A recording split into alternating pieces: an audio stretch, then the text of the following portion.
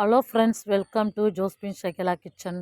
நம்ம ஜோஸ்பின் ஷகிலா கிச்சனில் சுவையான பேச்சுலர்ந்து பிகினர் வரலும் செய்யக்கூடிய சாம்பார் சாதம் எப்படி செய்யலாம் பார்க்கலாம் வாங்க ஃப்ரெண்ட்ஸ்.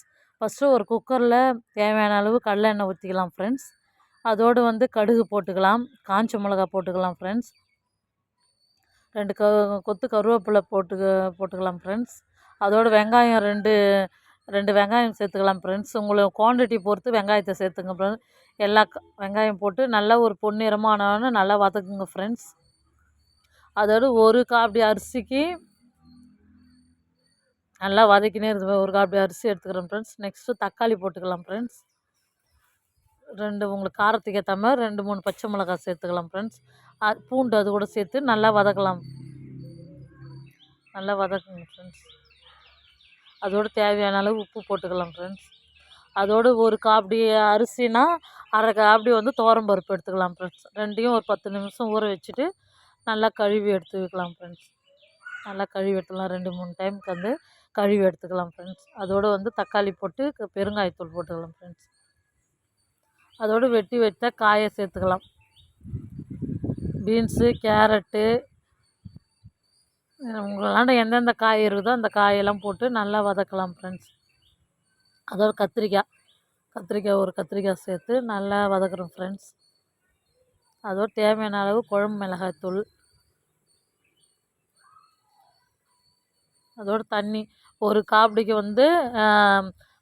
ஒரு அளவு எடுக்கிறோன்னா அதுக்கு 2 பங்கு தண்ணி ஊற்றிக்கணும் ஃப்ரெண்ட்ஸ். ஊற்றிக்கினா அதோடு கழுவி ஊற வச்சுருந்த அரிசி பருப்பையும் போட்டுக்கலாம் ஃப்ரெண்ட்ஸ். அதோடு தேவையான அளவு புளி, ஒரு நெல்லிக்காய் சைஸ் புளி போட்டு குக்கர் விசில் போட்டுடலாம் ஃப்ரெண்ட்ஸ். அதோடு வாழைக்காவையும் வறுத்துக்கலாம். வாழைக்காய் நல்லா குட்டி குட்டியாக கட் பண்ணி வச்சுக்கலாம் ஃப்ரெண்ட்ஸ். அதோடு டைரக்ட் மிளகாத்தூள், தேவையான அளவு டைரக்ட் மிளகாத்தூள் போட்டுக்கலாம் ஃப்ரெண்ட்ஸ். வீட்டிலே அரைச்ச டைரக்ட் மிளகாத்தூள், கார்ன்ஃப்ளவர் மாவு,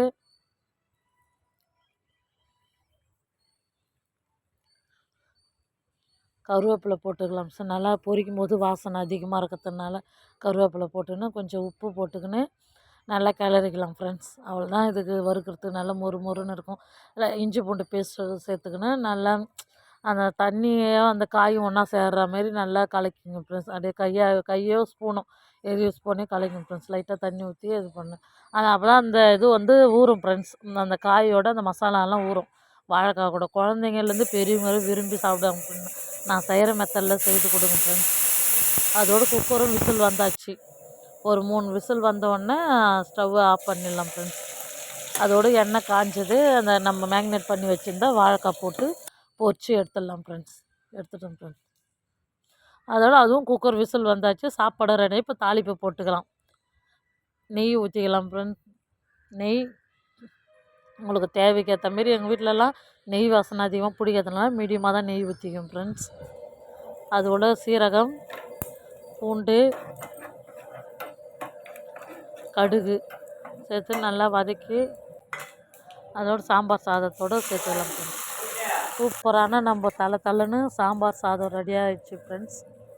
நல்லா ஆவி பறக்க நல்லா அது டக்குன்னு செய்து முடிக்கலாம். அது பாப்பாவுக்கும் சாப்பாடு கட்டிட்டேன் ஃப்ரெண்ட்ஸ். Bye friends. நம்ம சேனல் பிடிச்சிருந்தா லைக் பண்ணுங்கள், கமெண்ட் பண்ணுங்கள், சப்ஸ்கிரைப் பண்ணுங்கள் ஃப்ரெண்ட்ஸ். பாய்.